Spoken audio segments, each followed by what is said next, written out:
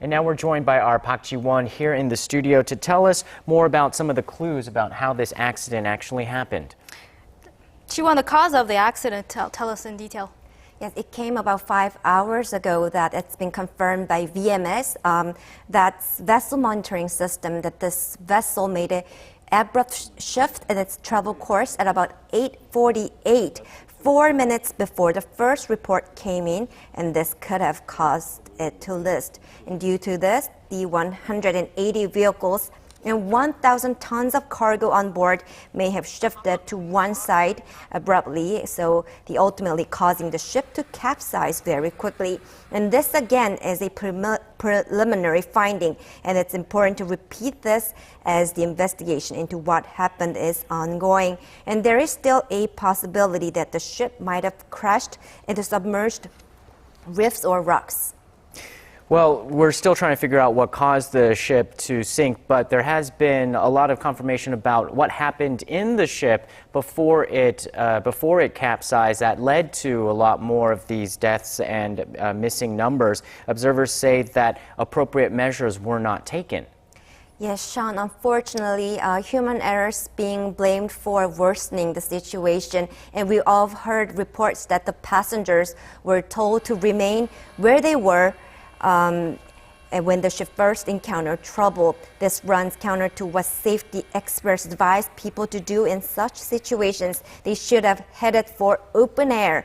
And there are reports that the captain of the ferry, identified as 60-year-old Lee Jun-seok, was one of the first to jump into a lifeboat, reportedly the only available lifeboat at the time.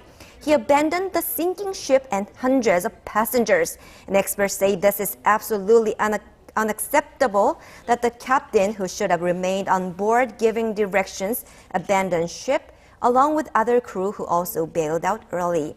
The captain spoke to investigators this morning and said he was truly sorry for the passengers and the victims' families. 정말 죄송하고 면목이 없습니다. 뭐라고 말씀드릴 수가 없습니다. And new reports have been coming in saying that he wasn't even in the wheelhouse at the moment when the crisis began and when a loud bang was heard aboard the ship. And the captain didn't answer questions about whether he changed the ship's course or whether he used the only available lifeboat to rescue himself.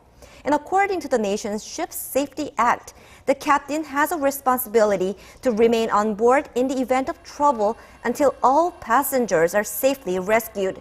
Coast Guard officials are currently investigating Lee on charges of manslaughter. And it's also been pointed out that the ferry was carrying 46 lifeboats, which is mandated by law. However, in released footage of rescue operations, only 1 or 2 rescued boats were spotted, meaning the other 40 plus were not even deployed.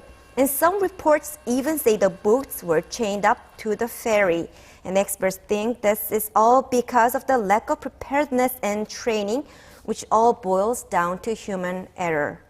Jiwon, many people are still clinging to hope based on a theory that there may be an air pocket formed inside the vessel that's helping people to stay alive. Tell us more about that. Yes, experts point out that this vessel has not completely sunk into the water, and the tip of the vessel is staying above the surface, meaning that a giant air pocket could be there where survivors could be using to breathe and stay alive.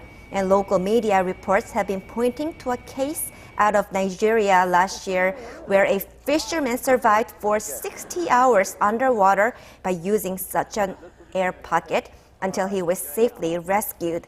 And let's listen to an expert.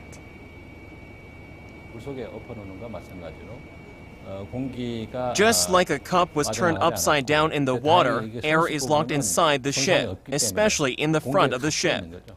And the experts calculate some 500 to 1,000 cubic meter of oxygen could be inside the capsized ferry. However, 72 hours is the maximum hours that survivors can sustain in such conditions. But let's still hope that a miracle can happen for the nation. Well, one miracle didn't happen the way that people hoped. Tell us about these text messages that were supposedly sent from trapped survivors this morning. Yes, Sean, sadly, the messages were turned out to be false, according to the police investigation, and breaking the hearts of parents who believed that their beloved ones cut alive with their glimmering hopes. At around midnight last night, some 15 hours after the ship started listing, the alleged messages stated that they are inside the ship and still alive, which did raise hopes. But now all of this has turned out to be false. And police say no records of further messages were sent since noon yesterday when the ship was nearly fully submerged in the water. All right, Jiwon, thank you for that report.